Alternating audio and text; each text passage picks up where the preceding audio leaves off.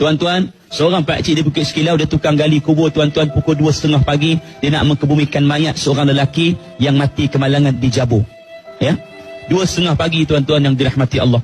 Bila sampai dia terima panggilan 2:30 pagi daripada pihak hospital kan. Hospital sekarang ni orang mati, orang yang dah meninggal pihak hospital akan uruskan. Waris hanya tuntut saja.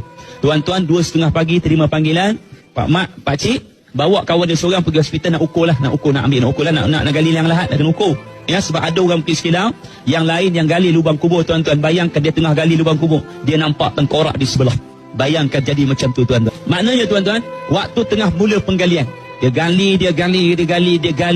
lubang kubur tuan-tuan yang dirahmati Allah sampai ke liang lahat. Liang lahat ni ada dua bentuk.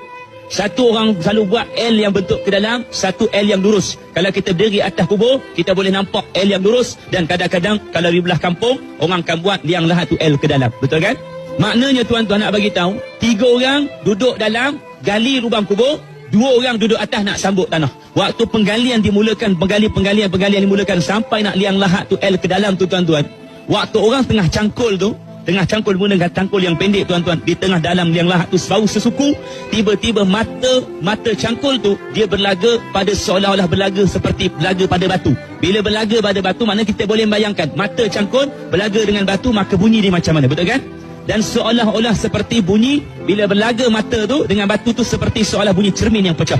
Jadi semakin lama dia gali makin dalam untuk liang lahat tu, tiba-tiba dia nampak macam benda yang berwarna hitam. Berwarna hitam tuan-tuan, ni cerita betul ni, saya tak tipu. Untuk pesanan saya tuan-tuan. Jadi bila dah ada nampak warna hitam tu, pihak yang menggali tu, pakcik tu kata, kita kambuh balik tanah. Kita kambuh sebalik tanah, kita kata pergi tempat lain lah. Kita cukup jangan gali di sini. Dan bayangkan tengah gali, siap gali, nak siap lagi sikit lagi nak gali liang lahat. Bila nampak benda warna hitam, terus tak gali. Bila tak gali tuan-tuan yang dirahmati Allah, pakcik tu kata, kita pergi jauh sikit, 100 meter kita tukar tempat. Ke bumi balik, kambuh balik tanah. Orang kambuh balik tanah tuan-tuan, kambuh balik tanah.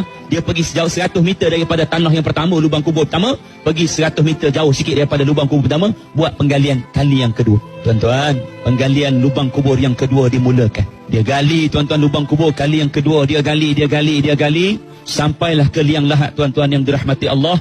Dengan jelas kali ini, tadi dia gali, bila dia gali sampai tengah tuan-tuan, memang penuh dengan jelas. Di seluruh liang lahat sampai tengah tu, daripada awal sampai tengah tu tuan-tuan, memang penuh dengan warna hitam panjang. Semakin dia gali tuan-tuan, kedengaran seperti bunyi tuan-tuan, hembusan nafas daripada dalam tu tuan-tuan, seperti bunyi hembusan yang cukup kuat.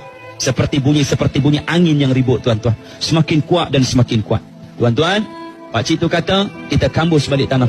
2 kali tuan-tuan, dari kali lubang kubur tuan-tuan di Bukit Sekilau. 2 kali tuan-tuan